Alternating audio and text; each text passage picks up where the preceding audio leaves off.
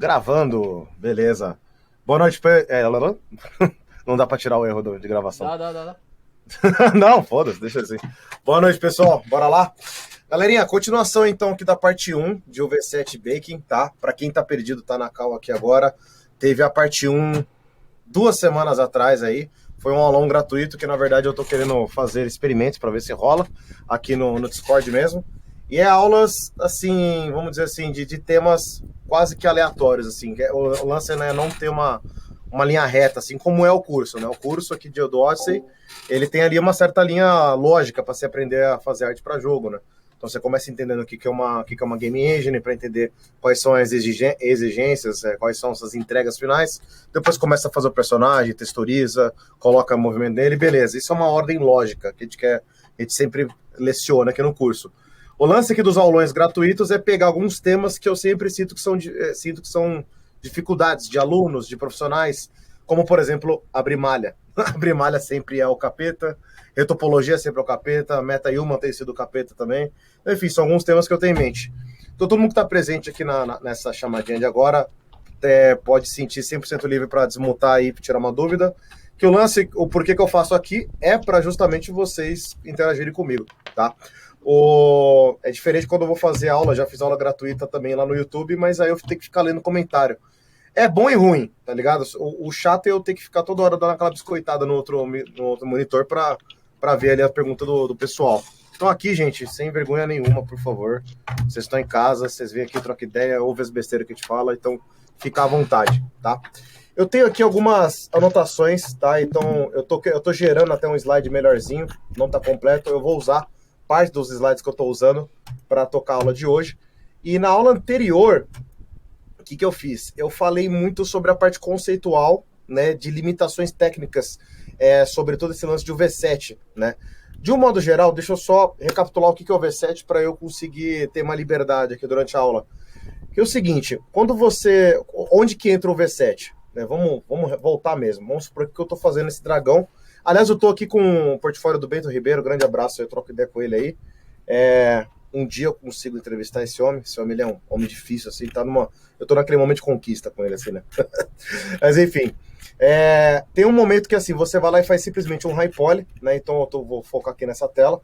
Então, o processo para vocês chegarem aqui, né, a gente tem na aula do Odyssey, tem aí o curso também do nosso grande amado Rafa Souza também, que, pelo amor de Deus, é baratíssimo, 40 reais por mês.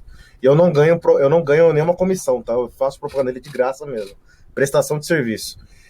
Para a gente chegar nesse processo aqui, tem diversas técnicas, né, para você chegar no high poly.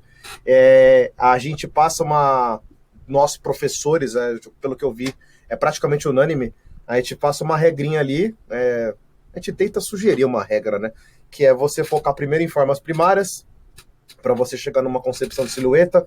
Essa silhueta, geralmente, ou você faz na sua cabeça, quando você está fazendo o estudo, ou você simplesmente tem um concept, você tem alguma referência ali rolando, né? Você tem, quando é uma produção de jogo mesmo, tem toda uma equipe de concept art que passa ali pro escultor, e até deixa na aula passada que tem fases do mercado que eles contratam artistas com focos diferentes. Ano passado estava tendo uma alta demanda para high poly sculptor, né? O cara que vai só fazer o high poly. Ah, mas você precisa manjar de retopologia e tal. Pô, é um plus. Mas tem épocas assim que tá na carência. Precisamos de gente para aumentar a subdivisão e tacar detalhe, tá ligado? Então, é um negócio sempre bom para ficar de olho nas vagas aí e tal. E, aliás, né, observação entre parênteses aqui, sentiu dificuldade de encontrar onde tem vaga, chama a gente aqui. Aliás, entra no Discord, o Celso sempre fala isso aqui em aula. Vou citar o Celso mesmo, ele tá quieto na boa aí. Ele sempre fala, entra no Discord, que Discord hoje em dia tá sendo um puta canal de network fudido, né? Pra você, né, interagir com as pessoas, saber de vagas e, enfim. Voltando pro gancho que eu tava construindo, acabei de esmurrar meu microfone aqui. Espero que eu não tenha doído no ouvido de vocês. E aí é o seguinte, a partir daqui, vamos pensar de uma forma bem simplória, galera. Porque para decorar pipeline em ordem lógica para você construir o seu personagem, às vezes parece simples, mas sempre na hora que você tá fazendo buga. Sabe aquele negócio assim, você aprendeu na aula, anotou, fez toda uma anotação da hora lá, mas mesmo assim na hora que você vai fazer, fudeu, dá uma tela em branco? Tá, Daniel, e aí, a partir daqui? A partir daqui é o seguinte, você pode jogar esse cara direto para engine, para colocar movimento, e aí que tá a primeira a primeira resposta bem chocante. Não pode, né? Primeiro que a contagem poligonal dele está muito alta, segundo que ele vai ter articulação, vai ter movimento, e você não fez nenhum setup nele para começar a ter movimento, você não colocou nada, nem no ZBrush, nem no Maya, nem no Blender, nem no 3D Max, nem nada, para ele abrir e fechar a boca, para ele piscar os olhos, para ele de repente ter algum, né, movimento, eu ia falar muscular, mas ele é todo meio de pedra, né? Mas enfim, deu para vocês entenderem, né? Então, ou seja, é aí que a gente começa a encaixar pipeline, algumas etapas de pipeline.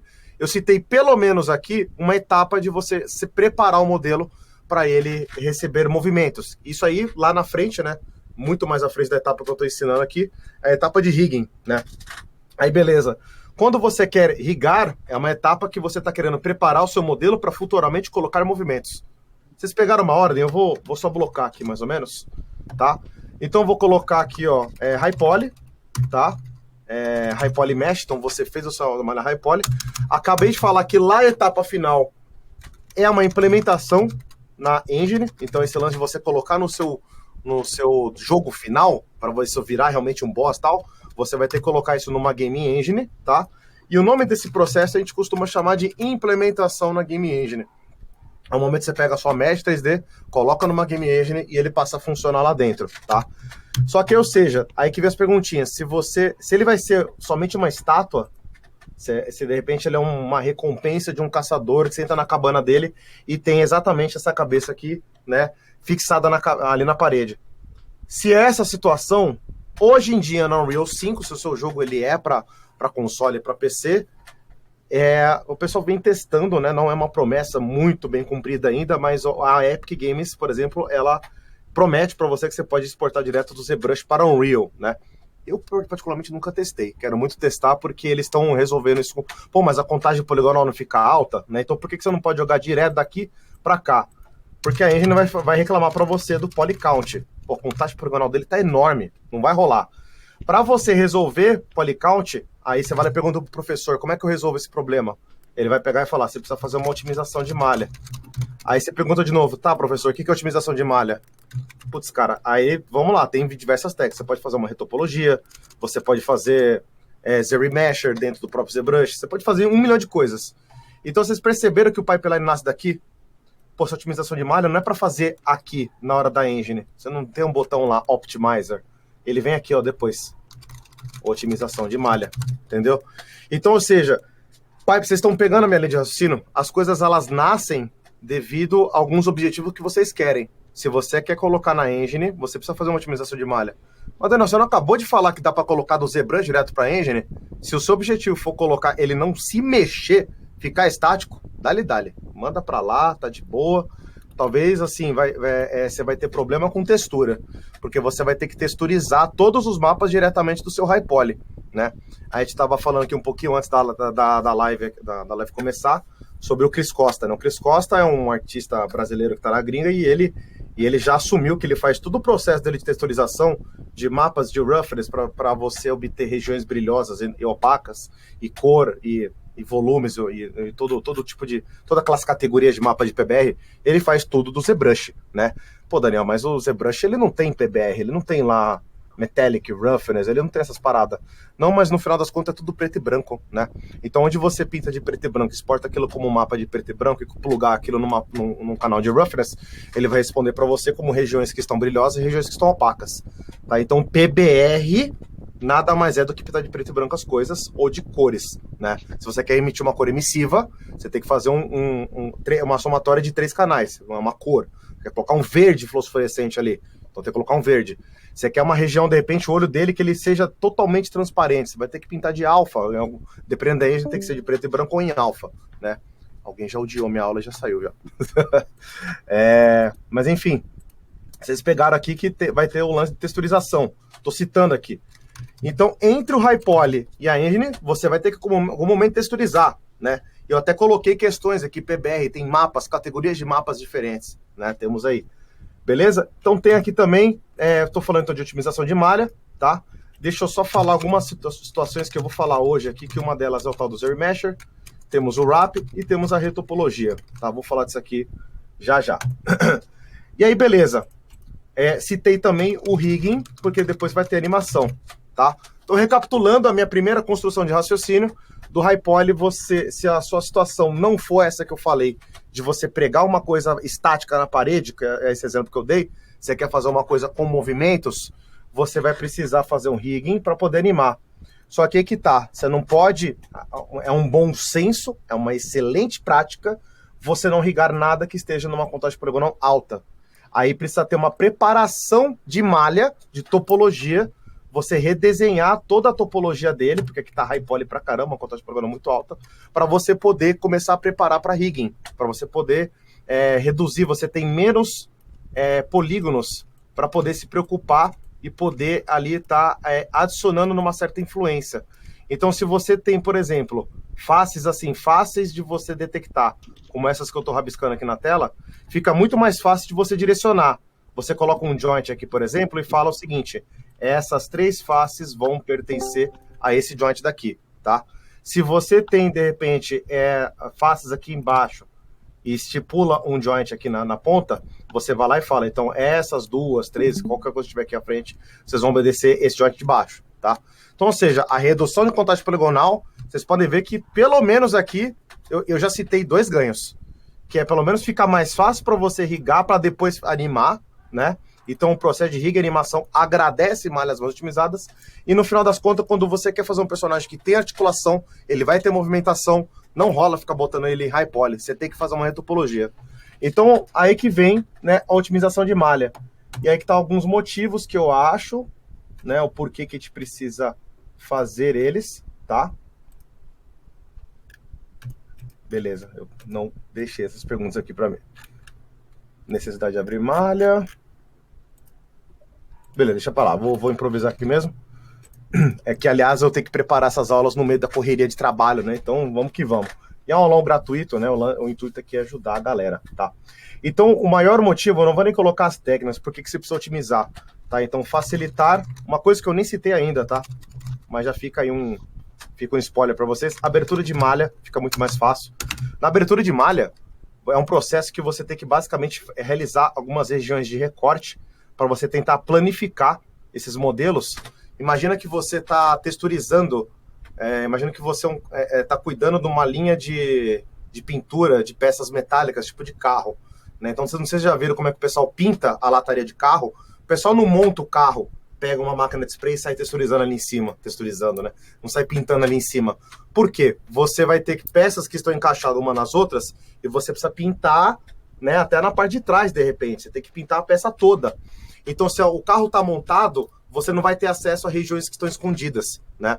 Quando você abre a malha, você planifica, é o equivalente, no exemplo, na analogia que eu estou falando de uma linha de pintura de carro, você deixar todas as peças penduradas e separadas uma das outras. Então, vou aqui, ó, pintar só a lataria, só a porta do carro. Agora eu vou texturizar aqui, vou pintar aqui só o paralama, só o para-choque, só o capô do carro. Aí, ou seja, o cara, o pintor que está fazendo no momento, ele consegue girar a peça e pintar qualquer parte dela, entendeu? Então, ou seja, o motivo de se abrir a malha é você ter facilidade, um dos maiores motivos é justamente esse, é você ter facilidade para depois texturizar. Pegaram aqui que tem uma parte antes da texturização. Se você quer texturizar, quando eu digo texturizar, quer dizer que você quer aplicar, não é só aplicar uma cor. Imagina que sem graça que ia ficar esse dragão se ele tivesse uma cor chapada verde. Não, o charme dele não é isso. Ele tem um detalhe de musgo aqui, sei lá, um detalhe aqui, aí tem uma parte mais avermelhada aqui, aí tem umas partes que parece que é uma peça um pouco mais fosforescente. Olha que loucura, parece uma parte meio vulcânica dele, que tá uma brasa, né? Dá vontade de assar uma peça de picanha na cabeça desse dragão aqui, né? Aí, enfim, você pode reparar que tem uma etapa antes. Se você quer esse nível, aqui é preto, aqui é branco, aqui é vermelho, aqui é azul, se você tá apontando regiões, você precisa abrir a malha antes, tá? E olha só como a otimização de malha, tá? Eu tô colocando aqui um exemplo de uma das milhões de técnicas de você otimizar uma malha, que é a retopologia. Deixa eu colocar um parêntese bem forte aqui, um parêntese assim, pega dois caracteres de parêntese de ouro aqui, ó, para lembrar o seguinte: a retopologia não é a única maneira de você otimizar uma malha, tá? De reduzir contagem poligonal. Temos aí ZRemeasure, temos Decimate. Pô, Daniel, mas o meu professor tal da minha escola falou que Decimate e ZRemeasure era uma bosta. Eu concordo com esse professor. Mas eu acredito que a Pixology está tentando caminhar para prometer um dia que o Zero Mesher vai ser foda, vai ser bom, vai ser assim, confia. Aperta lá e confia. Eu torço muito para esse dia chegar, né? Se alguém um dia perceber, notar antes de mim, me avisa que eu vou agradecer muito. A nossa empresa aqui vai agradecer muito. Mas o legal da retopologia, por que o pessoal defende tanto, professores mais old school, assim, essa galera que tem mais de 10, 15 anos de mercado, por que fala, não confie em nada que o automático faz na mão? A retopologia é chato, é aquele processo que você faz lá, um edge loop aqui, você fica ali que nem um corno, ali, cuidando de cada parte ali, mas é aí que tá, você tem uma precisão face a face. Você pega situações aqui como um personagem desse aqui, que eu não posso pegar simplesmente e colocar uma face lisa aqui em cima, não dá. Tem um chifre aqui atrapalhando. Pô, então já vou ter que pegar e fazer uma facezinha que ela termina aqui, ó. Antes da curvinha dele. Putz, não, mas aí tem essa curvaturazinha aqui. Aí, mas tem isso, tem isso. Então, ou seja, você vai customizar uma malha mais econômica aqui por cima. Tá, Daniel. Então você tá querendo dizer que você vai fazer uma cópia desse modelo, mantendo mais ou menos a mesma silhueta, mesmos detalhes aqui, só para otimizar? Sim. Isso a gente chama de low poly. O resultado de uma otimização de malha é gerar um low poly. Com uma malha low poly, você abre a malha. Abriu a malha, aí aqui entra o V7. E aqui, né, o processo que eu quero é o maior motivo. Eu vou deixar eles destacados aqui com uma setinha, que é aqui que se encontra. Então, galera, peço até desculpas, eu levei exatos 19 minutos para dar o contexto, para valer do porquê que a gente está cuidando disso aqui, ó, do porquê que a gente está falando dessa reunião. Isso aqui, ó, vamos falar aqui, ó, High Poly tem curso a rodo aí na internet. Tem lá Rafa Souza, tem Cris Costa, tem aquilo, tem aquilo. Cursos excelentes por aí, recomendo, né, geral aí tem um curso do Igor Cato, puta curso foda também. Enfim, né, alguns desses que eu citei, alguns outros aí, tem a parte de otimização de malha e unwrap, tá? Tem alguns cursos que são especialistas só em texturização. Se você vai procurar com alguns cursos mais voltados para de cinema, de publicidade, propaganda, curta-metragem e tal, tem uma galera que vai lá e cuida muito de giga animação, Melies cuida muito disso aí, né? Aí tem lá o curso, por exemplo, do Rafa Nebach, que fala muito sobre implementação em Game Engine, sobre cuidar da Unreal e tudo mais, né? Mas assim, eu não tô dando nenhuma crítica, por favor, não me interprete errado, não é uma crítica. Eu sinto uma carência enorme, gigantesca. Se alguém quiser desmontar e me corrigir e me mandar pro inferno aí, pode, fica à vontade. Mas eu sinto uma carência enorme em explicar o V7 e Baking. A maior prova é que eu, às vezes, eu já recebi pergunta no Instagram falando, pô, legal, você vai fazer uma live de Baking e o V7. Baking eu sei o que é, e o V7? Se a pessoa não sabe o que é, e ela é uma das regras principais para você construir um personagem, é aí que tá a carência, ninguém explica, né? Aí depois não sabe por que tem um monte de artista foda perdido, né? Então é por isso que eu boto aulas dessa aqui como gratuitas. Isso aqui, galera, é o básico. Não deixe ninguém ficar cobrando uma fortuna de vocês para aprender uma parada dessa. Isso aqui é o básico. Vocês podem pagar caro num curso para se especializar, mas o básico, só para você saber que essa é a ordem, pelo amor de Deus, se eu tenho alguém cobrando 5 mil reais de vocês para aprender que essa é a ordem, esse cara aí tá abusando da sorte, né? Não é nem que tá abusando da sorte, vai chegar uma hora que isso aqui vai banalizar. E eu sou um cara meio a favor disso aqui. O básico, só para você aprender que você precisa fazer um cubo, abrir a malha dele, aplicar o material, texturizar e colocar na engine, uma ordem básica, isso aqui não precisa cobrar. Na moral. Isso aqui, se você for sozinho, com ninguém instruindo, às vezes numa madrugadinha ali, você começa às 11 horas da manhã, termina às 11 horas da noite e termina às 4 da manhã, em 5 horinhas ali, pode ser que você descubra.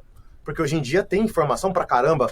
Hoje em dia a gente tá numa geração de que não tem mais tanto tutorial no YouTube. Tem aula no YouTube, tem boas aulas no YouTube. Tem um Under de Alencar aí arregaçando, fazendo umas aulas muito foda, tá? Então vamos lá. Galera, quem tiver dúvida, por favor. O intuito aqui de fazer um aulão aqui no Discord é trocar ideia, tá? Professor, tem aula com relação... tenho dúvida com relação a Bake. Manda. Você quer deixar para depois ou pode falar agora? Se a sua pergunta tiver no meu script, eu falo para você esperar um pouco, mas pergunta aí que eu já detecto se é agora o momento ou não. Tá. Com relação, por exemplo, talvez engloba pipeline. Por exemplo, você estava dando um exemplo de dragão, né?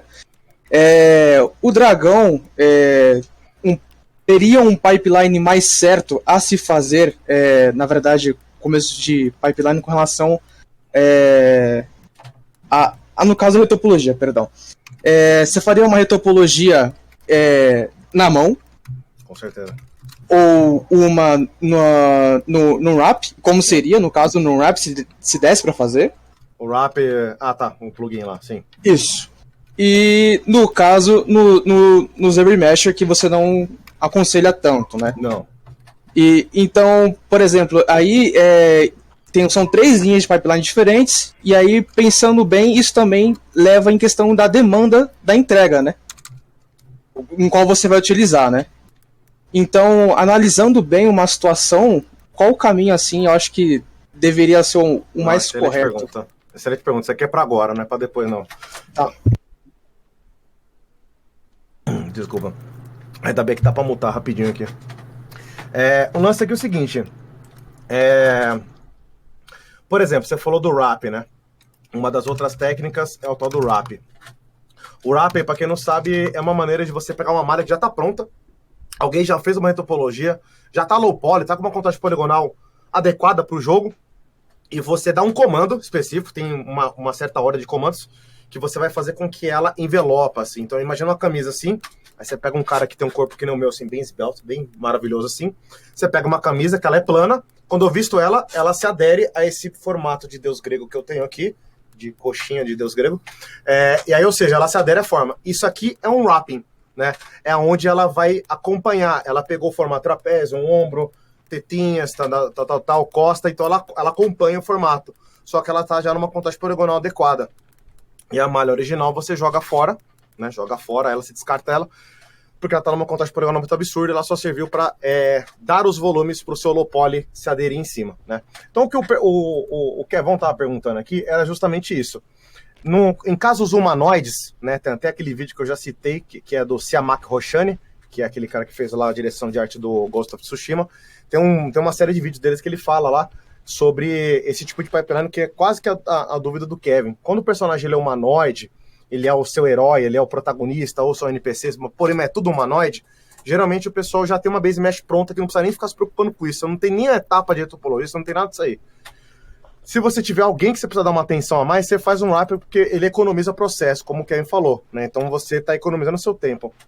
Aí a pergunta é, para dragão, uma coisa que é fantasiosa, você teve que pagar alguém para fazer o concept, você tem que fazer retopologia na mão. Não tem como.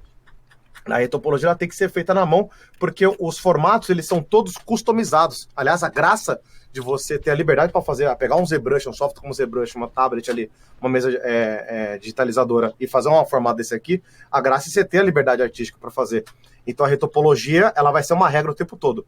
Viaja o quanto você quiser. Só que uma hora você vai ter que reestruturar toda essa topologia aí, seguindo os formatos que você colocou no High Poly, né? Então sim, Kevon, numa situação dessa é retopologia. Eu tô com um freela aqui, até que eu não posso falar aqui que eu tô com NDA, que eu tô fazendo um bicho assim, totalmente, nossa, customizado. Os caras viajaram na maionese, mandaram pra mim pra eu fazer a otimização dele. Ou seja, eu só não fiz o 1. Aí eu vou ter que fazer do 2 até o 6 aqui, entendeu? Então eu tô nessa etapa aqui para depois abrir a malha e cuidar do V7. Respondido aí, Kevin? Foi sim, muito obrigado. É nóis. Então, beleza. Quando a gente... a pegada que eu queria chegar para vocês aqui no V7, que eu quero falar agora para vocês, é que no Unwrap você somente abre a malha. Se você pegar isso aqui e jogar no tradutor, ele é só um planificador, é um cara que vai abrir a malha, né? Ele vai deixar todo mundo planificadinho. Dar uns exemplos aqui para você, que ainda dentro do Bento Ribeiro, ele tem aqui esses portfólios aqui, que eu queria mostrar para vocês, que é para dar esse exemplo. Então pega aqui o rosto do personagem, ó, tem uma versão dele planificado. Só que se você tá fazendo só um wrap, você só abre a malha e tchau. Mas aí a questão é, você não pode abrir a malha e tchau, você tem pelo menos um quadradinho para encaixar todo mundo ali. Todo mundo já viu isso aqui em algum lugar, né? Deixa eu vir aqui pro Maia. Ó, você tem esses quadradinhos. Eu fiz aqui um torso rapidinho, tá? Vocês vão reparar que eu tenho que encaixar sempre as peças aqui, tá? Então isso aqui é o que a gente chama de UV Layout, né? E ele é quadrado devido a uma regra de potência de 2. Isso aqui numa outra aula eu explico do porquê que tudo em games tem que ser quadrado e tal, mas tem a ver com otimização, né? O legal é já adiantar isso aqui. Mas aí que tá. Onde que entra o V7? O V7 ele entra, por exemplo, eu tenho uma peça aqui que ela é uma peça humanoide, né? É uma pele, é uma coisa orgânica. E eu quero colocar aqui futuramente, de repente, uma peça aqui no ombro dele, que é uma peça, sei lá, de couro. Aí em cima da peça de couro eu quero colocar uns spikes de metal e tal, tal, tal. Quando você vai ver, você está colocando uma quantidade maior de modelos, números maiores de modelos, tá? Era para ser um modelo só, quando vê, tá 50 modelos, pecinhas, assets 3D, um spike, dois spike, três spike, 14 spike. Quando você vê, tem coisa pra caramba.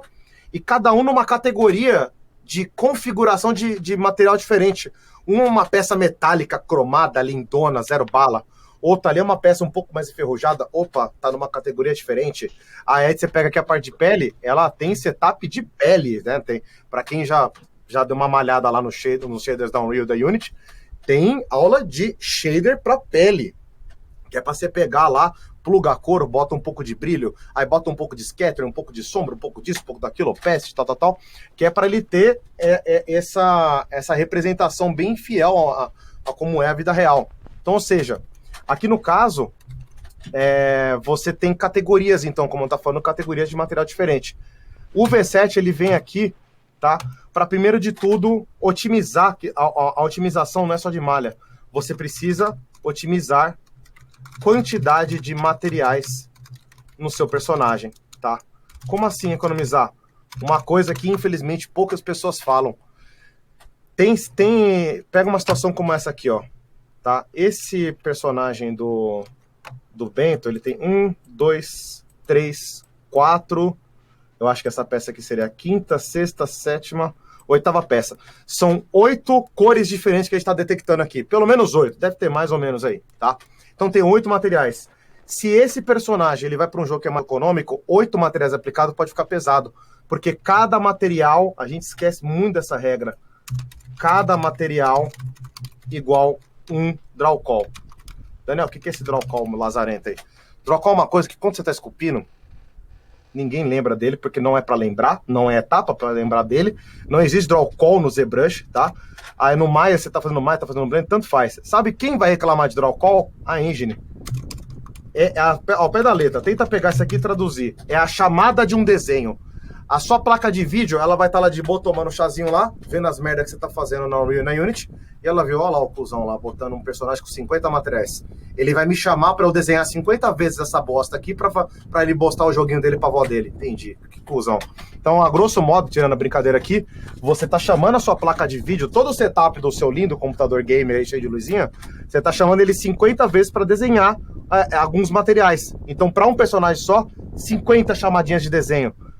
Aí depois não sabe porque que o jogo tá queda de FPS. Ah, o meu jogo na Unreal é pesada. Unreal, nossa, não dá não. Prefiro a Unity porque a Unreal só faz jogo pesado. Você configura o jogo que nem tua bunda, você faz assim, sem draw call. Eu já vi, o pessoal tá aqui, o pessoal vai estar multado porque tem vergonha de falar aqui. Mas a gente já viu pessoalmente personagem que a gente recebe com mais de 60 draw calls. Aí eu pergunto, aí o pessoal vai lá e fala, não, mas é que eu sou perfeccionista. Perfeccionista, o caralho. Como assim 60 draw calls para um personagem? Olha a quantidade de peça e detalhe que o Bento Ribeiro fez e encaixou em 8 draw calls. Licença, Dani. Tudo bom, Pode gente? falar, querido. Boa noite aí, professor. O Will que tá falando, aí. galera. Deixa eu ligar a câmera pra te acompanhar. Bora. O Daniel tava falando aí que a gente já pegou personagens com uma quantidade de draw calls alta. A gente pegou um projeto aí que infelizmente a gente não pode falar muito, né? Que a gente trombou com um problema que era justamente isso. Os personagens principais, eles estavam extremamente pesados. E a gente não tinha ainda identificado o porquê. Até a hora que a gente foi ver a quantidade de materiais de cada um. Acho que eram uns 16 personagens, mais ou menos. 17. Né? Por aí. E cada um tinha 8 materiais, cada um. Na hora que o Daniel olhou pra mim, deu ruim. Esquece. Então a gente teve que fazer um processo de otimização neles, né? Reduzir, né? Encaixar ou ver tudo bonitinho aí, para que ficasse otimizado, para não ficar pesado. Porque ainda mais que era um jogo de VR. Se para console, PC, que já tem toda aquela estrutura, já é mais parrudo, aguenta isso, o VR não tem tudo isso, gente. Não aguenta. O VR, ele é uma, tartaruga manca, né? Então a gente teve que reduzir bastante, ainda assim, a gente ainda teve que tirar de cenário, teve que tirar daquilo, porque a gente ainda assim, com por mais que a gente já tivesse tirado deles, teve um ponto que a gente falou, tá, ainda tem muito, mas não tem mais da onde tirar, vai ter que deixar. Então, Exatamente. É um tipo de problema que a gente enfrenta bastante. Enfrenta mesmo. Tem uma outra situação também que a gente passou aí, eu e o Will, né, num outro jogo também que a gente não pode citar, que o pessoal fez um pedido assim muito exagerado pra gente. O pessoal pegou um personagem que ele tava perfeito pra PlayStation 5. Ou seja, mais de 300 mil triângulos, né? Uma polycount dele tá pesado. Polígonos. Com uns 15 draw call. calls. Aí vieram e falaram, então, tem como pôr em AR? Não! Por que não? E aí, qual que é a tradução? É você pegar, de repente, todas essas shells que estão distribuídas aqui, todas elas, e colocar num quadradinho só. Isso é uma otimização de draw calls. Ah, não pode colocar 5 draw calls como o Bento Ribeiro fez. Se alguém pede isso pro Bento Ribeiro, ele vai ter um infarto, com certeza. A hora que ele levantar, acordar, lembrar de onde ele tava, ele vai ter que entuchar todo mundo aqui dentro. Pô, Daniel, mas aí se o cara jogou Tetris bem na infância, ele consegue encaixar tudo. Dá pra encaixar tudo. Aliás, você não precisa nem se matar, dá pra você selecionar todo mundo. Vai lá no Maya, lá tem um bagulho chamado o V-Layout. Ele encaixa pra você. A porcaria ou no Blender, Pack Islands. Pack Islands. A merda é o seguinte, ó. Essa peça aqui, eu chuto que deva ser, em azul, deva ser uma dessas peças aqui, ó. Daqui de baixo. Então, olha só. Eu tô olhando aqui e eu tô vendo isso aqui numa certa qualidade, numa certa resolução, que ela não tá nada craquelada. Ela tá belizinha. Ela não tem ali, né, aquelas... Quando a textura, a qualidade da imagem tá baixa. Ela não tem isso. Ela tá numa qualidade legal. Porque ela tá ocupando um certo espaço aqui, ó. Na shell dela tem um tamanho legal. Então, se esse quadrado aqui tem uma textura aplicada nele, uma média de 4K, então esse cara aqui, ele tá ocupando pelo menos, eu vou fazer um chute, pelo menos 1/6, 1/5 aqui da imagem, tá? Então você pega 4K, divide por 5, por 4, quantas ele consegue se repetir, e vou lá, você tem uma resolução em pixel de quanto que essa peça especificamente está valendo, quanto que ela tem. Não, Daniel, peraí, a minha textura eu exportei em 4K, eu falei, nossa, você tem Export Textures 4K.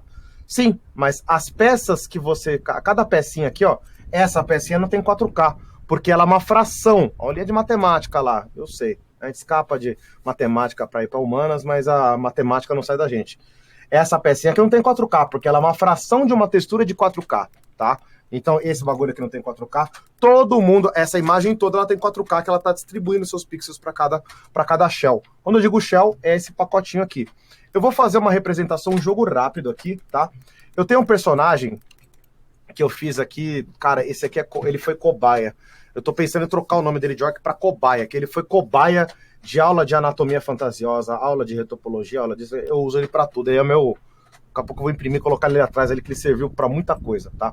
Então esse personagem aqui, galera, eu coloquei ele na pose A e tal, e eu comecei a dar uma fracionada nele para facilitar eu fazer meus trampos, né? Então o que aconteceu? Eu peguei aqui meu tronco, tá? Meu tronco aqui na quinta, sexta subdivisão, ele tá ali nos seus 3 milhões, tá? Então se eu quero fazer uma retopologia dele, o que vai acontecer? Eu quero fazer retopologia, porém, eu vou reduzir a contagem poligonal, não quero que ele fique quadradão. Para não ficar quadradão, você pode caprichar o que na sua retopologia, tá? Para ele não ficar tão quadradão. Então vem aqui, aumenta a contagem poligonal, ou vem aqui no seu mesh, dá um smooth, tá? Então para ele não ficar quadradão, você tem várias ferramentas que ajudam nisso aí, tá? Aí você quer, de repente, manter aqui esse mesmo nível de detalhe, né? Vamos supor que tem até mais detalhe do que tem aqui. Pô, Daniel, eu fiz aqui umas pelezinhas aqui e tal, não sei o que, fiz um não sei o que, bababá. Aí que tá, o baking, ele é um processo onde você vai pegar todos os detalhes que você esculpiu. Quando eu digo esculpir, é você pegar a sua tablet e dar comandos para ele gerar volume alto e volume baixo. Aqui, esse detalhe aqui do músculo aqui, ó, ele tá gerando um volume baixo, dá pra ver a sombrinha dele afundando ali, ó. E você tem aqui um volume alto, ó o highlightzinho dele, ó, tá? Então aqui você tem vários pequenos, tem vários volumes assim que eles são, assim, estruturais, que eu chamo de forma secundária, né? Aí tem aqui, ó, volumes aqui que eles não são tão detalhes. Mas um detalhezinho como esse aqui, olha, é um volume já mais terciário. É uma coisa que você pode tratar direto na superfície, você pode desenhar ela ali, que ela vai ter um volumezinho muito pequenininho, né? Isso aqui vira textura. É aí que tá falta de informação às vezes. A galera não sabe muito bem que tem coisa que pode virar textura. Ah, Daniel, não quero, vai ficar fake e tal. Depende, se você fizer um bom setup de luz e sombra, se você aplicar um bom shader na Unreal, a Unreal ela já traz tudo mastigado pra você ali. Então, o shader já tá top, quer deixar mais top? Então vai lá ver umas aulinhas do Rafa lá, jabazão aqui, e você consegue fazer um shader mais da hora, tá? Então olha lá, a questão é, voltando pro meu setup aqui, eu fiz o meu unwrap, tá? Então quando você faz seu unwrap, é literalmente você estipular. Eu fiz uma linha de recorte onde eu tô separando metade do modelo. Então olha só, é literalmente fazer isso aqui, ó, unfold, clica no cara da frente, unfold. Galera, não tô dando aula do zero, tá? É pra quem tá querendo estudar Bake UV7, sabe abrir malha e fazer retopologia, tá?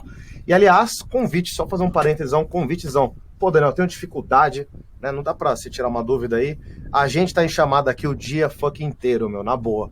Tá, essa chamada aqui, ó, o Hiro fica aqui de vez em quando, o Kevão fica com a gente, o Massari, o Will tá o tempo todo aqui, o Rafa de vez em quando aqui, lá pra 6, 7 horas ele cola aqui também. Galera, canal aberto, o nome do canal é Trocando Ideia. É pra vocês compartilhar a tela de vocês e mostrar aí o trampo, aí tirar uma dúvida, Daniel, Massari, Will, caramba, tô apanhando pra caramba com essa topologia, tira dúvida com nós aí, tá mais do que convidado, tá? Então beleza, dito isso, olha só que legal. Se eu quero, eu vou fazer um bake aqui de 2K na aula, eu vou deixar até o Substance Painter aqui abrindo, tá? Faço sim o bake pelo Substance Painter, para quem tiver dúvida do porquê que eu uso ele não, Marmoset, eu posso falar mais tarde aí. Mas você pode ver que assim, se eu quero fazer um bake de 2K, essa textura tá da hora, que essa shell tá da hora, porque ela tá ocupando quase que tudo. Ela vai ter aí quase 2K, né? É que não dá para calcular muito o valor quebrado, mas ela tem menos de 2K, porque tem um espaço aqui que não tá sendo aproveitado. Aí, assim, para quem tem toque, né, aqui nesse momento é bom ter toque. Geralmente eu falo pra galera que tem toque, falo, ó, filhão, na moral, vai relaxar, vai tomar um suquinho de maracujá, que o toque ele atrapalha pra caramba. Nessa hora, liga o toque que é bom. Se der pra você aproveitar o espaço aqui, show, mas sejamos realistas. Não pode passar dessa linha que o Substance Painter vai pegar na sua mão, dar um tapinha, falar, você fez caquita. Não pode passar, porque ele vai falar, você tá querendo ocupar o quadrante do seu lado esquerdo aqui, isso não pode acontecer, tá? Aí beleza, ó, quando você seleciona os dois aqui, vem em Tools não, mentira, Modify, Layout, tá? Você encaixou os dois. Pô, Daniel, legal, cumpriu sua primeira regra lá que você falou, tá? Os dois encaixados aqui num quadrado só, entendi. Só que aí agora, se eu quero colocar uma textura de 2K, esse danado aqui agora, ele tá ocupando quase 1/4. Ah, Daniel, eu sou ruim de conta. Então acompanha minha raciocínio aqui, que eu também sou péssimo em conta. Ainda bem que o Massari entrou na minha vida. Beijo lindo. Ele ajuda a gente a fazer conta aqui para não rolar caquita. Esse cara aqui, ele tem um pouco mais de 1/4 aí, né? Então ele tem aqui, se eu vou colocar 2048 de textura, né? Se a gente é ruim de conta, a gente abre a calculadora, né? Dividido por 4, a gente tem 512. Então essa textura aqui, ela vai ficar em 512. É por isso que aí que começa a rolar uma compensação. Na hora do V7 que você começa a replanejar. Replanejar o quê? Vem coisa como... É aquela coisa que eu dei um nomezinho lá, né? Não sei se existe esse nome, que é a jornada do asset, tá? Ah, Daniel, o que quer dizer jornada do asset? A jornada do asset é o seguinte. Essa peça, ela vai aparecer aonde? Imagina o God of War lá, o Kratos. O Kratos, quem aparece mais, à frente ou atrás do personagem? Eu chuto tranquilamente que 70%, 80% as costas do personagem aparecem. Então, esse cara aqui, o certo é ele ocupar uma malha melhor para ele conseguir pegar uma porcentagem maior de pixels, de resolução. Ah, mas a frente dele aparece bem quando ele tá ali trocando, né? Quando você vai customizar ele e tal. Mais ou menos, né? Ele não tá sempre com uma armadura na frente. Vamos criar uma situação aqui que ele tá sempre com uma armadura na frente. Então, pode ser que compense você pedir para ele fazer, ó, não ocupar tanto, ó. Existem situações, tudo você tem que questionar. É por isso que tem, às vezes, assim, um diretor técnico, né? Tem ali um produtor. Vai ter o quê? Um artista 3D Senior. Eu convido vocês a ver a entrevista com o Vinícius Tocoe, que ele explicou bem a diferença. Quando que você sabe que você é um artista sênior? É quando você consegue resolver um pepino desse aqui sem perguntar para ninguém. Eu gostei que ele explanou bem, e não tem problema você perguntar para alguém. Mas é você, pelo menos, ter uma linha de raciocínio ali. Você, pelo menos, sabe pensar o que eu pensei aqui, né? O sênior, ele é aquele cara que ele sabe... por que eu tô dando tanto espaço pro peitoral aparecer, sendo que o jogo todo ele vai estar com o peitoral escondido? Por que eu tô fazendo essa cagada? Onde eu tô com a cabeça aqui, né? Então, você vai lá e redistribui. Pô, já que ele vai aparecer menos, eu vou colocar pra cá. As costas dele vai estar aparecendo mais, né? Eu não sei, uma situação onde o peito estaria escondido, as costas não. Mas deu para entender aí. Você estaria dando mais oportunidade para as costas aparecerem na shell, tá? Quanto maior a peça, mais resolução ela pega, tá?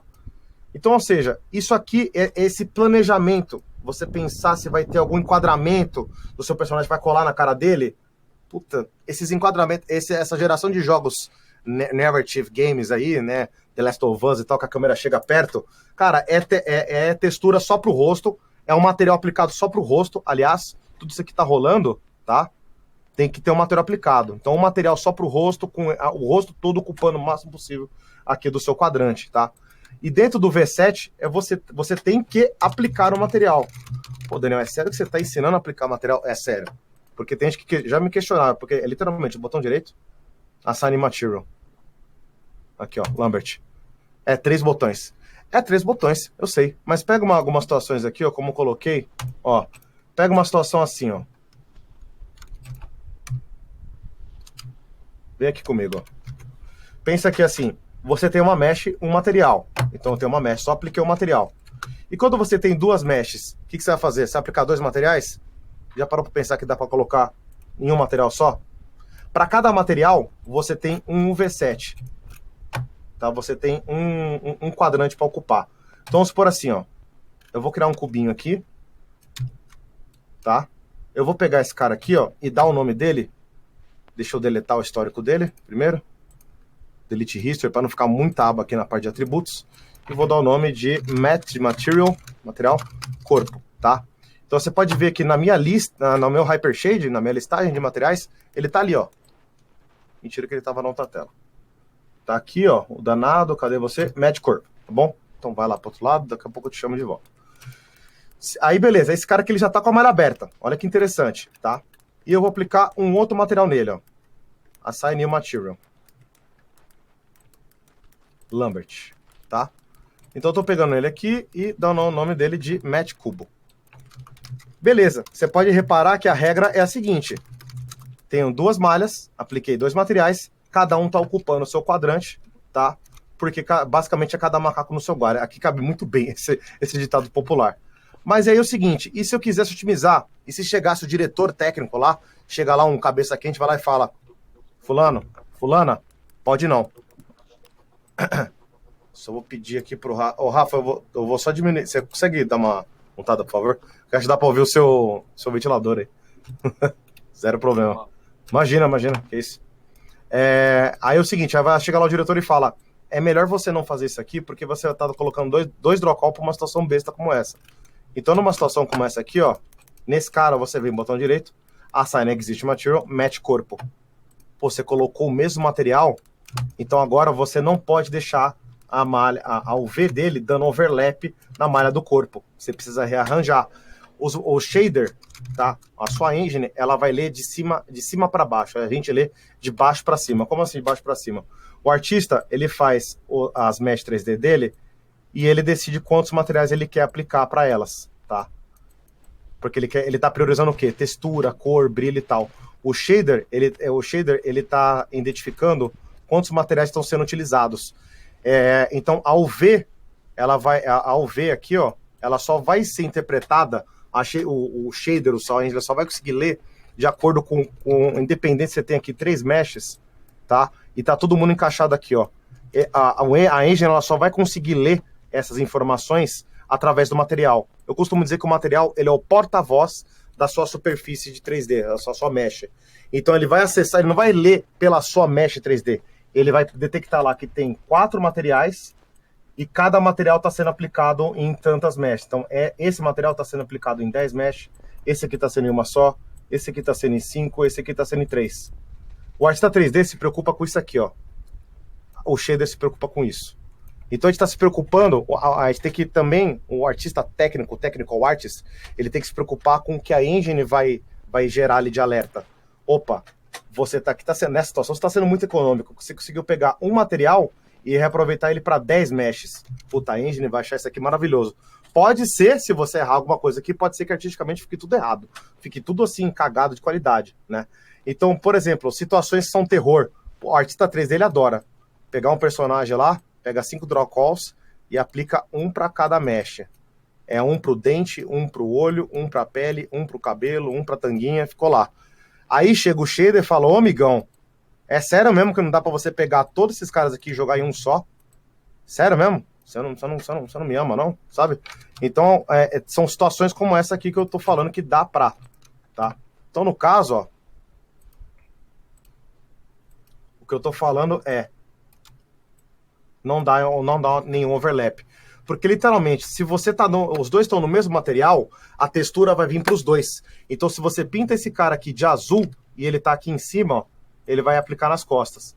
Então, toda essa textura que você fez em T de ponta cabeça, vai ficar um Tzão aqui, ó.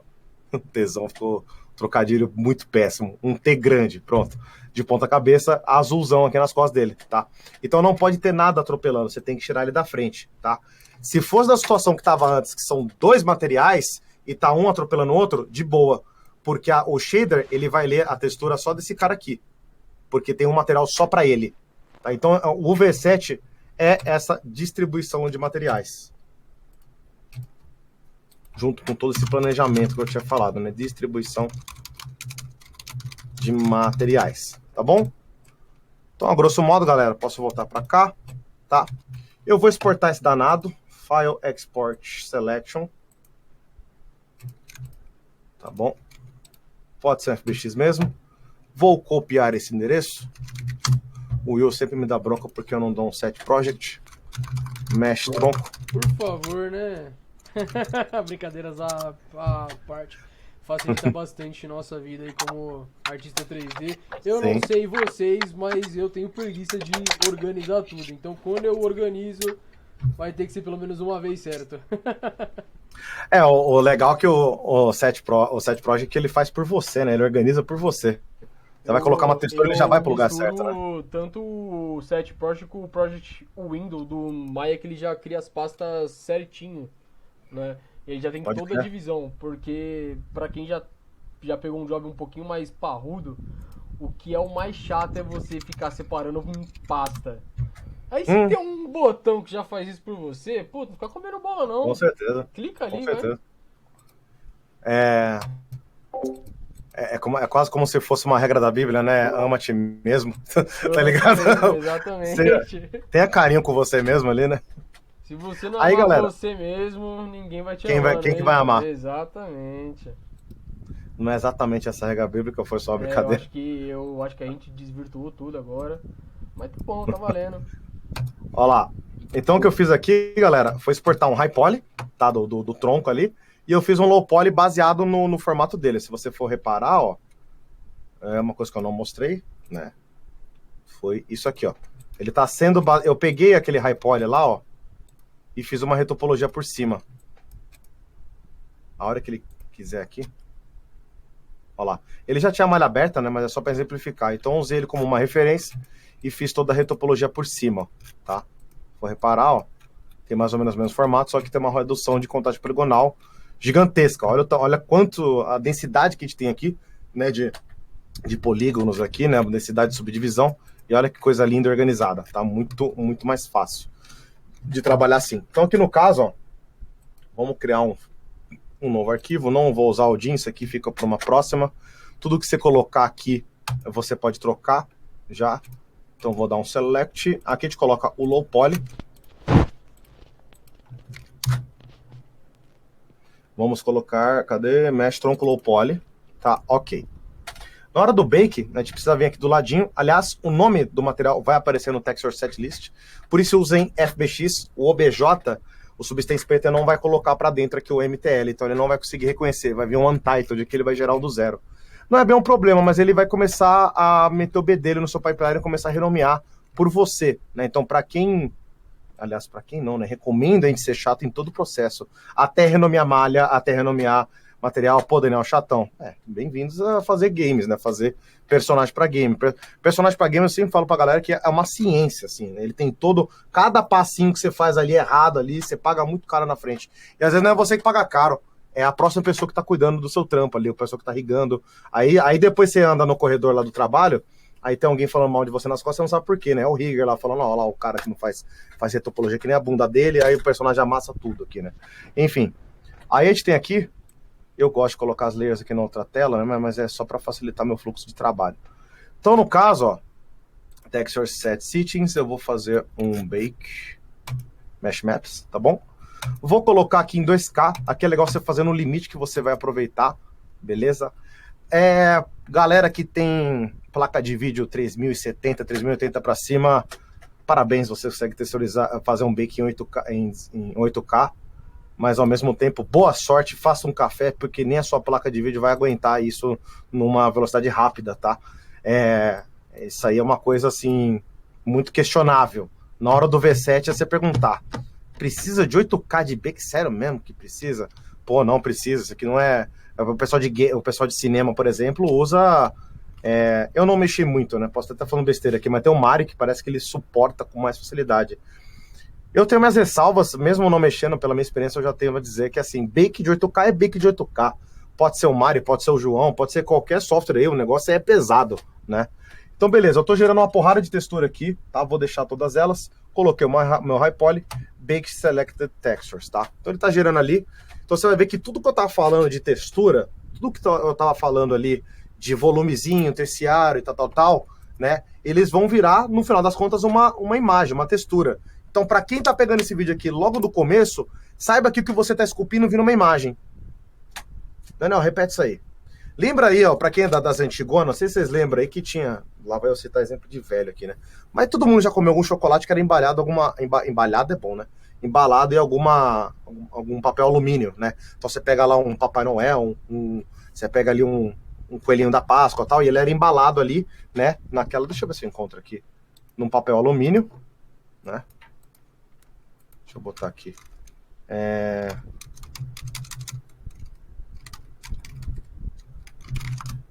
Eu lembro que uma vez eu coloquei um Wrap 3D numa aula e apareceu o exemplo de um ovinho de Páscoa. Aliás, o próprio ovo de Páscoa, acho que é uma boa. Coelho, chocolate, embalagem. Vamos ver. Esses carinhas aqui mesmo, ó, que eles têm uma certa... Que na embalagem... Eu fui muito infeliz, eu quero improvisar e aí eu vejo que... tá, pode ser esse aqui. Você pode ver que, se eu quero tirar na foto esses caras aqui pra frente, né, olhinho, nariz, ali as bochechinhas vermelhinhas, azuladas e tal, você pode ver que para ele ficar na parte frontal, né, você tem que, primeiro de tudo, desenhar nele plano, ninguém desenha aqui em cima, né, e na hora que você termina de embrulhar, ele vai ficar justamente mirado pra frente, ele vai ter um encaixe, ó, na parte frontal do chocolate, tá? Então isso aqui é o processo, é uma analogia que a gente faz com o processo de abertura de malha, né? Esse aqui é um exemplo... Eu gosto de trazer exemplo, às vezes, que é da infância da pessoa, que a pessoa... Caraca, parece que eu já estava abrindo malha desde criança, eu não sabia. Dobradura. Você que fez aviãozinho aí, parabéns, você abriu malha. Ou você fechou uma malha, né? Aliás, quem abre malha geralmente é o professor, né? Que ele vai lá... fulano, você me desenhou aqui com o narigão, né? Então isso, o professor, ele abriu uma malha, né? Mas a brincadeira aqui é que você, quando você está fazendo o ZBrush, está fazendo o seu High Poly, né? Você está fazendo isso aqui no High Poly. Fiz isso aqui um volume. No final das contas, vai ser uma embalagem, vai ser uma textura para você colocar no seu Low Poly, né? Enquanto isso, temos aqui, ó, ok, tá? Então, os exemplos que eu estava falando, ó, a pergunta é, dá para você reparar? Sério mesmo? Seja honesto comigo. Você que tem olho clínico aí, nossa, não, que aqui eu sou artista, aqui eu sou detalhista e tal. É sério mesmo que para você parece que isso aqui não tem volume? Cara, Normal Map, ele simula normais, ele simula, né, que aqui tem um volume que está para cima, aqui tem um volume que está para baixo e tal. Só que no final das contas é tudo uma textura plana, é um plano mesmo que tem essa textura que ela está simulando direções diferentes. Volumes, eles nada mais são do que você ter um volume que ele está apontando para cima. Quando você começa a adicionar massa, tirar massa, você começa a gerar volumes que em algum momento ele está mirando para o seu lado esquerdo, para cima, para diagonal e tudo mais. Só que se for bota uma imagem que ela simula isso aí, ela vai ter que abusar de luz e sombra até o momento que isso aqui fica totalmente parecido, ó. Parecido com um mapa volumoso, uma região volumosa. Aí aqui que é geração Play 3 para geração Play 4, ó. Isso aqui é um gráfico Play 3, ó. Daniel, isso aqui você pecou. Isso aqui é fácil de fazer, é fácil de resolver. Quando já tá com a malha aberta, galera, vamos ser sinceros. se você já fez bonitinho, para quem faz desde o começo bonitinho, a solução ela é muito simples. Olha lá. Tá aqui, né? Dá-lhe 1, 2, 3 cliques. Você corrigiu o problema. Deixa eu deletar o meu high poly aqui. Você não abusou tanto dos seus triângulos e você não precisou reabrir a sua malha. Isso aqui chama pipeline bem feito. Você não quebra. Pipeline não pode ser destrutivo. Você não pode resolver um problema no meio do processo e cagar tudo para trás. Isso é um pipeline destrutivo, tá? Aliás, quem adora destruir pipelines é uma raça, como é que chama? Clientes, né? Eles adoram. Aí dá para colocar uma capa? Não, não dá, porque o negócio vai quebrar tudo, né? Então, de um modo geral, ó, daria para estar com uma resolução melhor, mesmo sendo em 2K, tá? Então, como a gente tem 2 minutinhos aqui, que eu queria fazer um papum, né, jogo rápido, eu vou mostrar para vocês um deus grego aqui, chamado Odin. Odin, tá? Ele vai ser um lembrete, né? Você tá aqui fazendo, se matando para encaixar tudo aqui. Aí o Odin, ele bate aqui no seu ombro e fala: já parou pra ver que tem um quadrado do lado? Por que você não pode fazer isso aqui, ó? Ah, não. A primeira vez que eu tenho a 3 tá falando: não, peraí, mano. O negócio... Não, pera, eu aprendi diferente. É que, sabe, cara, é que nem quando, sei lá, você tem uma religião, aí você fica mais adulto ali e tal, você tá naquela região desde pequeno e tal, aí de repente você dá aquela sua primeira questionada assim: não, mas peraí, me ensinaram assim? Pô, mas fez sentido isso que o fulano falou. Você começa a sair da caixa, começa a ter a sua própria opinião, né? Estando errada, certa pra alguém e tal, você tá tendo a sua própria opinião. Então agora você foi apresentado pra uma parada completamente diferente. Então agora você pode pegar a parte da frente, pede para a ferramenta fazer para você. Pede para a ferramenta fazer para você. O que a ferramenta está fazendo para você, Daniel? Não estou entendendo o que você está falando.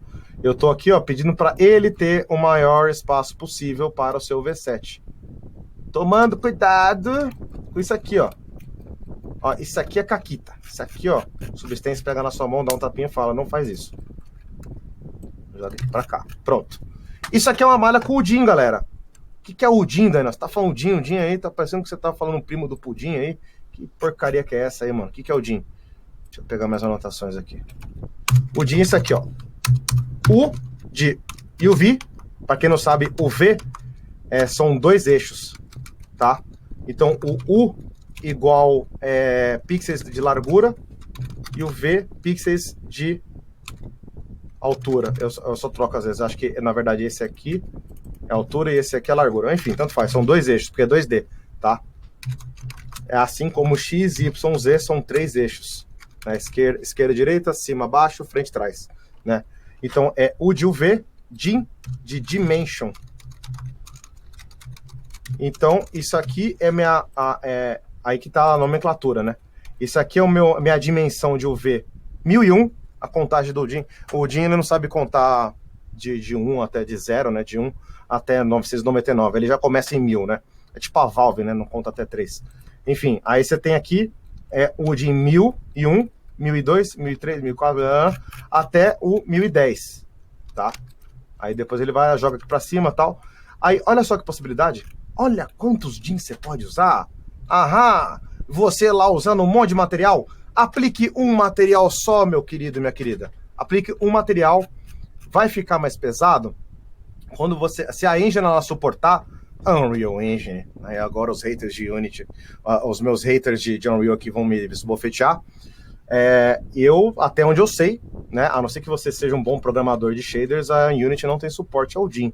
Por favor, se tem alguém que tá manjando melhor de Unity que eu, que é uma coisa muito fácil, deixa no comentário aí, que isso aqui depois a gente vai subir no YouTube aí, tá? Aliás, muito provavelmente quem tá vendo agora tá no YouTube. Então é o seguinte, ó, na Unreal você consegue jogar lá. A única diferença é que, antes você ia gerar uma textura, sei lá, 2K, então ela tem 2048 pixels de largura, 2048 pixels de altura. Agora não, é 4096, né, de largura por 2048 de altura, né? Então você não tem mais uma textura quadrada, ela se torna uma textura virtual texture. Então na verdade o problema não tá no DIN, o problema tá em você jogar uma textura que você vai ter que jogar todos os desenhos que você fez no peitoral pro 1001, tudo que você fez para as costas pro 1002. tá? Então quem faz isso é um shader que sabe comportar virtual textures, texturas virtuais, tá? Então você pode pegar esse cara aqui agora, Export Selection, tá? FBX. Eu vou colocar aqui, ó, Mesh Tronco Low Poly. Esse cara aqui vai ter o pudim.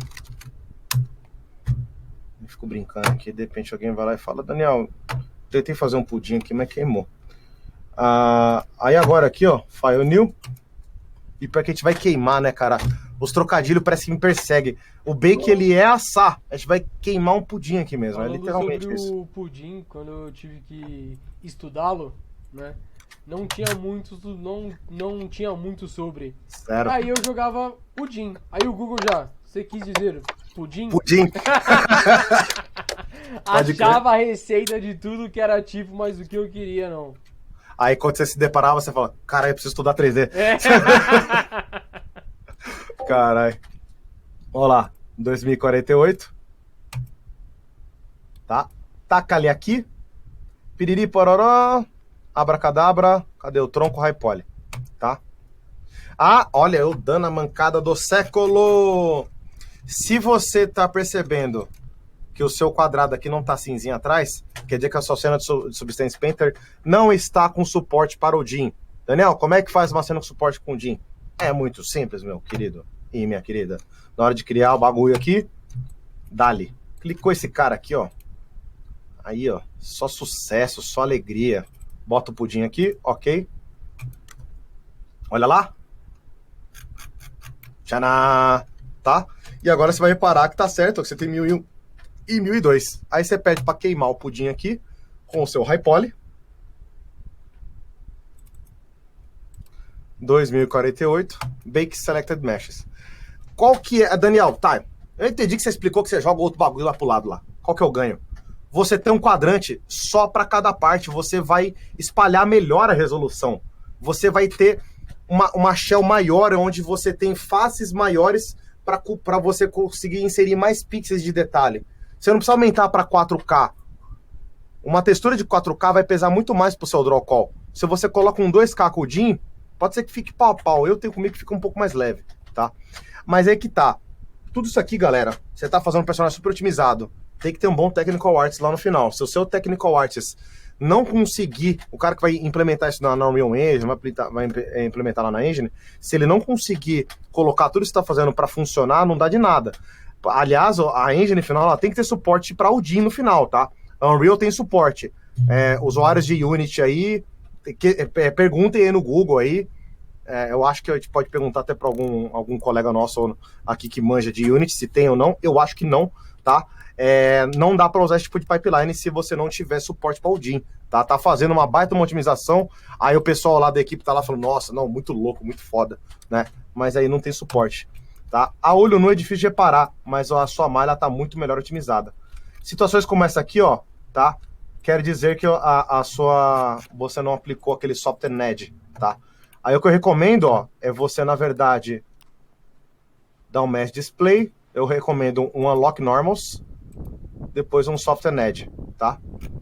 E aí você exporta ele de novo. E aliás, ó, pipeline de games, ó, pivô sempre centralizado, tá? Recomendo sempre deletar o histórico, beleza? E renomeia aqui o danado, né? Daniel, mas pelo amor de Deus, é sério que você vai criar outra cena do Substance, na moral? Chatão, hein, mano? Não, fica na paz aí. Fica na paz, deixa eu tirar a animação aqui. Aqui o Substance Painter é nosso parça. Se você for um bonzinho com ele, ele é de boa com você. Edit Project Configuration, você só troca e pede de novo o Bake, tá?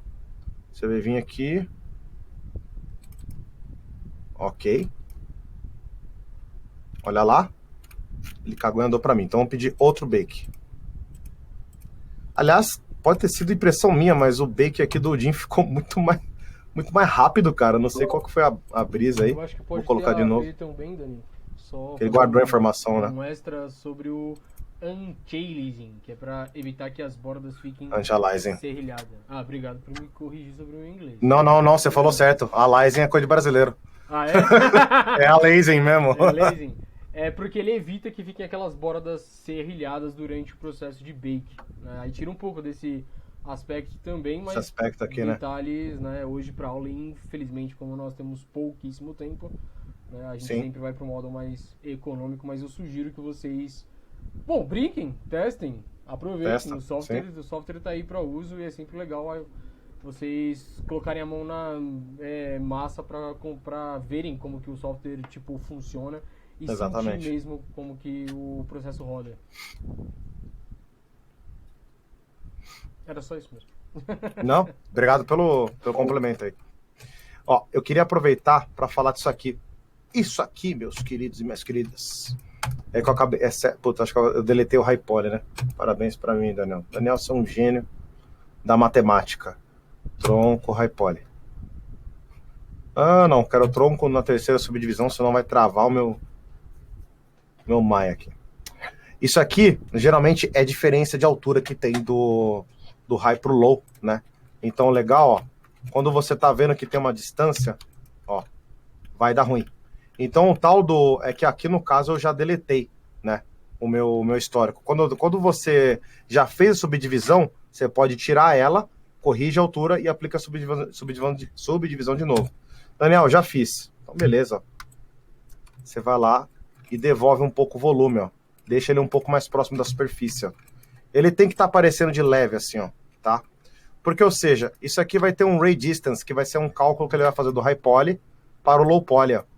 E aí, muitas vezes, dá esse tipo de resultado aqui, ó, tá? Que ele não conseguiu fazer bem. Tem momentos que ficou legal, ó. Isso aqui é sempre quando a distância tá gritante, ó. É só você vir aqui conferir, que é bote certo, ó. Essa bundinha das costas aqui, ó. Olha lá, ó a distância aqui, ó. Ó o high poly e olha o low poly. O ray distance não deu conta, né?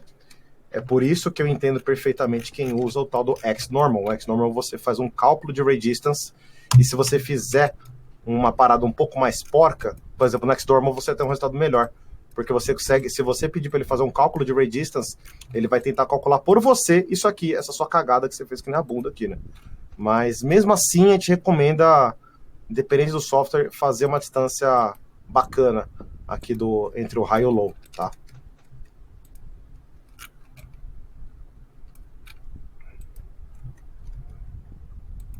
Liga a simetria.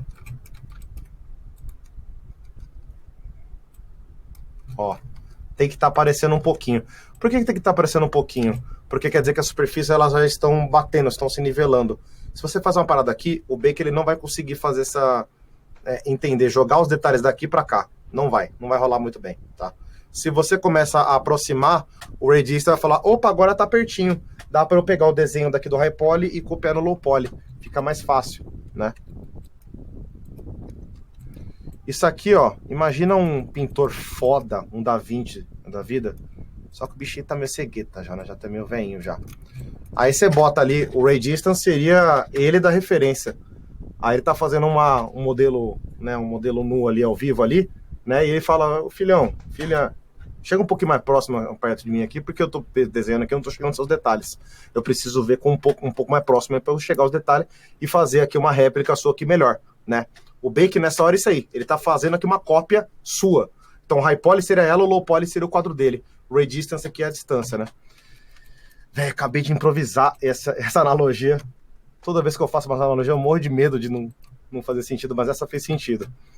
Quem não entendeu aí, depois manda pra nós. Ó, mas no final das contas, tudo que tiver próximo aí, tudo que não estiver próximo, você vai corrigindo. Só fazendo um extra sobre o DIN para Unity, parece que tem suporte hoje, mas ainda não é 100%. Não é efetivo. 100%, né? É. Unreal ainda tá ganhando, tinha Unreal aqui. Haters, um beijo, como diz o Log. Beijo, haters.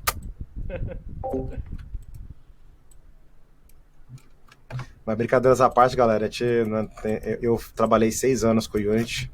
Unity pagou muito minhas contas, tá? E eu fui para Unreal pela Unreal ser mais brother do artista 3D mesmo. Me ajudar a fazer. Eu sou artista 3D total, né? O Rafa me ajudou muito a manjar umas coisas de programação.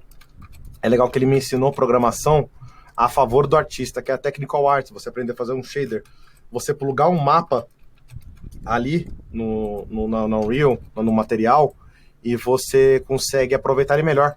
Você vai lá e começa a colocar uns cálculos matemáticos para você poder ter um controle por fora, aí você consegue, às vezes, aumentar a intensidade do normal map diretamente pelo shader, você consegue trocar cor, você consegue fazer correção de cor, brightness, contrast e coisa assim, né? Então, fica muito mais fácil. Ele é mais a favor do... Não é que é a favor, é realmente assim, eu falo brincando aqui, mas eu não tenho nada contra a Unity. É só uma questão que, pessoal minha, pro meu contexto atual, me ajuda mais, né? Eu não sou o cara que sou programador. Então, se eu quero me virar só para fazer uma gambiarra de programação, não, eu consigo. Na Unity eu tenho que fazer trocentas linhas lá pra bolinha pingar, tá ligado? Então, me atrapalha. Pro meu contexto, me atrapalha. Pra quem é artista 3D e quer fazer realismo em Unity, tem que ter um bom programador do lado. A Unreal dá pra você ficar sozinho no seu canto e fazer um trampo da hora, entendeu? É mais fácil, tá? É só isso. É só mais fácil. Eu questiono muito esse lance de praticidade. Você tem que questionar muito isso aí. Ah, mas a Unity é melhor, tá, não sei o quê. Quanto tempo você vai levar pra aprender o código? É isso que eu questiono. Meu tempo é precioso. Pô, eu sou pai, mano. Tenho 2 empresas, tem gente pra pagar aqui. Então, se eu perder 1 hora estudando código e eu sou burro... Galera, eu sou burro pra conta, na moral. Eu sou burro pra parte de exatas. Se uma pessoa normal leva 1 ano pra aprender programação, eu vou levar 78, cara. Na moral, eu sou muito burro pro negócio. Então, pra mim, não compensa mesmo. Pro meu contexto, tá? E a gente volta aqui e queima o bake de novo.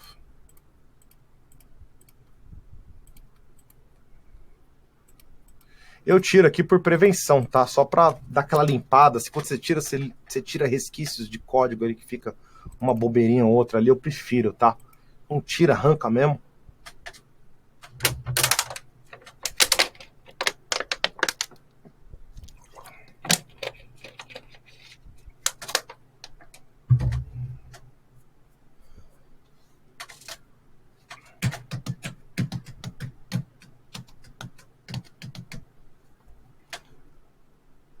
E dá pra ver que ele vai fazendo de cada mapa, né? Mapa de curvatura, mapa de position, mapa de normal, mapa de ambient occlusion, ele vai fazendo, olha lá, frente e trás, 1001, 1002, 1001, 1002. Então você vai ter várias virtual textures para mapas diferentes. Seu ambient occlusion vai ser uma fileirona.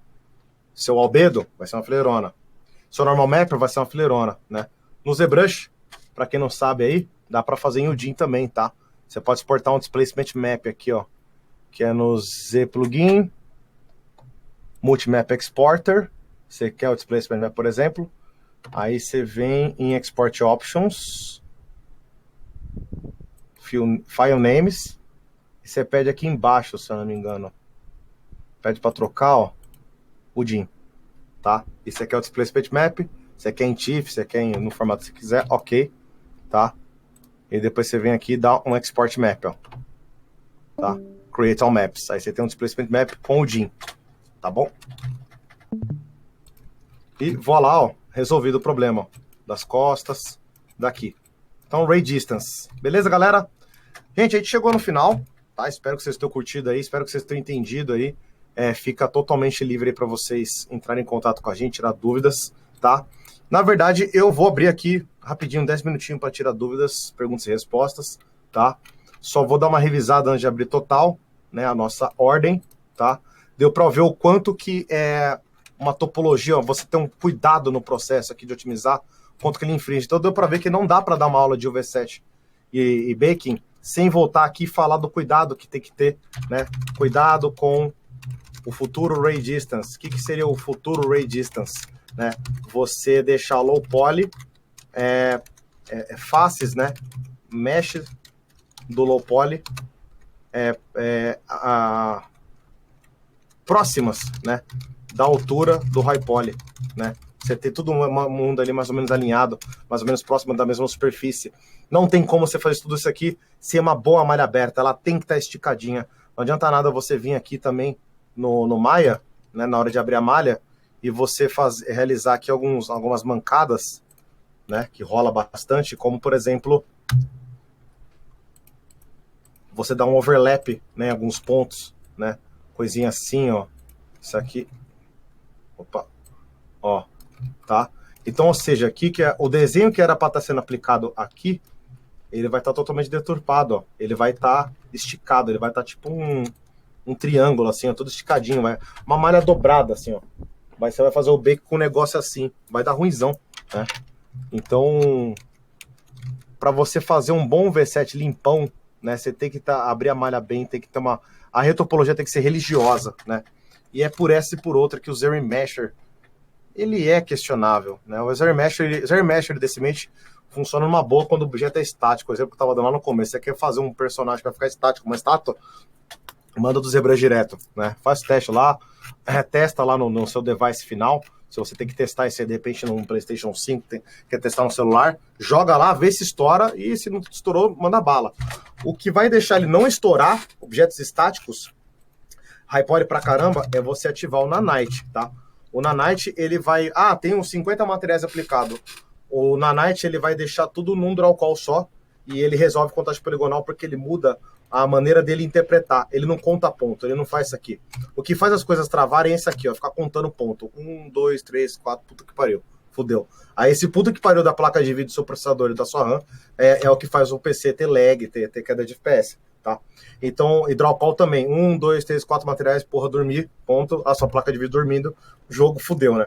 Então o Nanite, ele resolve os dois, tá? Então objetos que eles são estáticos, total, manda bala. Tá, no Nanite aí. Se ele vai ter articulação, so sorry, gafanhoto, ou vai ter que fazer o wrap, ou vai ter que fazer retopologia. Maravilha, galera. É isso aí. Eu vou abrir aqui para pergunta e resposta. Tem pouca gente na call aqui. Se alguém for com uma dúvida, eis o momento. Ô Daniel.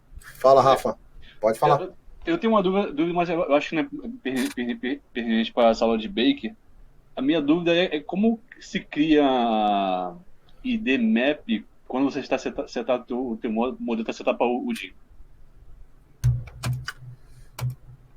Vamos lá, deixa eu compartilhar minha tela de novo. Geralmente eu crio pelo Photoshop, né? Eu faço colorização pelas shells. Sim. E vou selecionando, mas pelo UDIN eu não consigo. Ele gera um ID que eu não curto, né? Que ele deixa cinza. É que depende como que você quer, né? Que eu faço, por exemplo, ou Mask ID ou Color ID, que é quando você, de repente, você pinta isso aqui de vermelho e isso aqui de azul, joga pro Unreal e fala, tudo que tá vermelho eu quero configuração tal, tudo que tá azul eu quero configuração tal. Então eu faço na mão, entendeu? Então eu faço um pouco na mão, faço tipo uma fill layer. Espera o bichinho aqui dar uma... tá sofrido. Aí eu venho aqui, isso aqui é o Color ID. Tem o Mask ID que ele é só o preto e o branco, você usa só duas máscaras, né? Preto. Só, sem ser Dani, mais uma vez. Pode falar, mano. Só fazendo um extra aí, esse ponto de Colors ID de uma forma geral que eu tive que aprender no meio de um projeto. Eu aprendi meio que... Nossa, te aprendeu sofrendo, hein, mano? Eu aprendi apanhando. Eu descobri que dá pra você desenvolver essa parte de cores pelo Bake. Você consegue definir as cores no high, né? Você separa em diversos materiais. Então o seu high ele fica com 8, 9 materiais, né? Só que o que você vai usar é o seu low. O seu high ele vai ser estritamente para separação de color IDs. Vai ser para facilitar o seu processo de texturização e configuração de shader dentro das engines que leem o DIN ou até mesmo o processo padrão, tá? Que é a abertura de malha por separação para cada parte necessária, tá? Dá para fazer por esse método também. Boa. Tem 2 métodos aí, então, que a gente falou aí. Mais uma aí, Rafa? Sempre foi fácil. Manda outra. A dúvida mesmo era para assim, o processo antes de ir para o substance. Pode crer. Então é o lance de você separar no Repole mesmo. Massari? Escuta. Pode falar. Tem uma dúvida aqui. O tamanho dos quads, eu sei que ele vai impactar depois na hora da aplicação da textura. Tá ruim, meu áudio? Dá pra ouvir bem? Dá pra ver.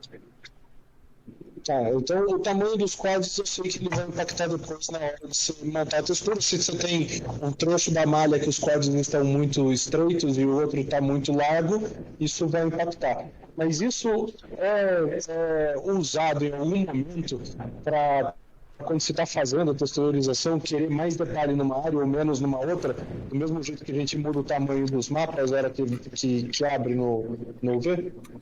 Não, porque é o seguinte, esse distanciamento ele não é na topologia, ele é na UV, né? Tanto é que assim, tem gente que gosta de dar um unfold e depois dar um relax. O relax ele tenta uniformizar os tamanhos, né, da UV, e ele evita coisinha do tipo assim, não que isso aqui seja um problema, que a partir do momento que você determinou no bake, na hora de texturizar lá, que essa é a distância saudável, então ele vai respeitar isso aqui e vai conseguir fazer os desenhos todos uniformes aqui em cima, tá? O problema é quando tem divergência. Aqui você pega e afasta pra caramba e não atualiza a informação aqui, tá? Aí você vai ter informações completamente divergentes e a textura ela vai ser comprometida. O bake mais ainda. O bake fica feio, tá ligado? Mas assim, uma coisa que eu sempre tento falar na parte da retopologia é o máximo possível tentar deixar uniforme, né? Vai ter região, uniforme eu quero dizer distanciamentos, tá? Aqui você tem uma malha que tá mais estreitinha, aqui você tem um quadrado tá um pouquinho mais largo. Aí, se você for ver, esse aqui é quase a metade desse. Nessa porcentagem, isso aqui, foda-se, é meio irrisório. Mas é legal você tentar, o máximo possível, tentar deixar ele mais fluidão, né? Eu uso muito o exemplo do Ender Color, tá? Que ele faz um pipeline de retopologia mais old school. Para quem quiser jogar o nome dele no ArtStation, ele faz super uniforme, inclusive articulações, ó. Tá? É tudo bem uniforme. Isso aqui é uma retopologia assim, trabalhosa pra caramba. Não tem como massar ele pro rosto. Aí o que acontece? Aí a gente sai do assunto. Aí você perguntou de textura, bake, UV e tal. Quando você vai falar de expressão facial, movimentos, quer fazer pé de galinha e tal, não sei o quê, aí não adianta. Aí você vai ter que dar uma boa caprichada em reduzir espaçamento. Tem que fazer um espaçamento menor, porque aí a alteração não vai ser por textura, vai ser alteração por malha. Mas eu já estou escapando um pouco da sua pergunta. Tá respondido, Massari? Não. Tá respondido. Só mais um complemento. No teu curso agora vai ter turma do Odyssey, né? Que vai começar agora. No teu curso vai cobrir essa parte? Sim, senhor. Eu vou fazer retopologia de peças e acessórios e personagem eu vou usar a técnica de wrapping, tá?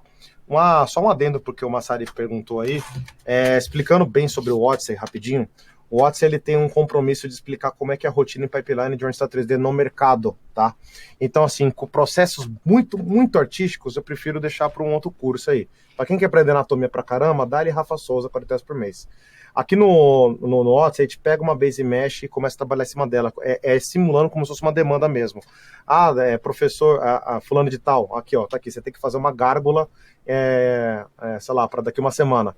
Então não dá para você pegar uma bolinha lá do ZBrush e começar a esculpir dela, começar a deformar a parte dela. Você vai pegar uma base mesh, começa a esculpir, faz abre a malha, já que você tem uma base mesh, esculpe ela, queima lá no bake, faz a texturização, riga e implementa, tá ligado? Então assim, é tudo processo para quando você treinar bem, dá para fazer tudo em uma semana, entendeu? O compromisso do Odyssey é esse, simular como se fosse uma demanda de um artista 3D do mercado de trabalho, tá? Porque quando eu montei um cronograma, não tem como, você fica comparando o seu curso com outras pessoas. E eu percebi assim, cara, tem coisa que eu nem quero competir. Eu não quero competir com o curso de textura do fulano de tal, com a escultura do fulano de tal. E você puxa lá no ArtStation, isso é uma coisa que o pessoal tá provido, tá bem assim. Aprender a fazer um bom subtexto, bom ZBrush, o pessoal tá bem. Agora, baking, UV7, retopologia, abertura de malha, rigging, tá ligado? Retarget na Unreal, fazer shader de material, aplicar cabelo com física, o pessoal tá fazendo haircard ainda. Artistas 3D que estão fazendo jogo para PlayStation 5, no more haircard, gente. Faz o processo normal de XGen, joga na Unreal e você faz um autoload e ele faz os haircards para você. Eu preciso evangelizar, Massari, eu preciso pregar. Já ouviu a palavra da Unreal Engine, saca? Eu preciso mostrar pra galera isso aí. Então, o meu compromisso é esse, assim, no Odyssey, rotina de um artista 3D. De um profissional 3D mesmo, um artista técnico, tá? Então, respondendo, sim, vai ter. Boa, obrigado. Nós. Rafa, tem mais alguma aí? Temos o Rafael Salvador aqui também, salve. Salve, Salvador. Aquele trocadilho. Era isso mesmo, Daniel. Show de bola. Beleza, então, Will, muito obrigado aí por todo o seu help. Pode parar a gravação aí. Galerinha, esse vídeo vai estar sendo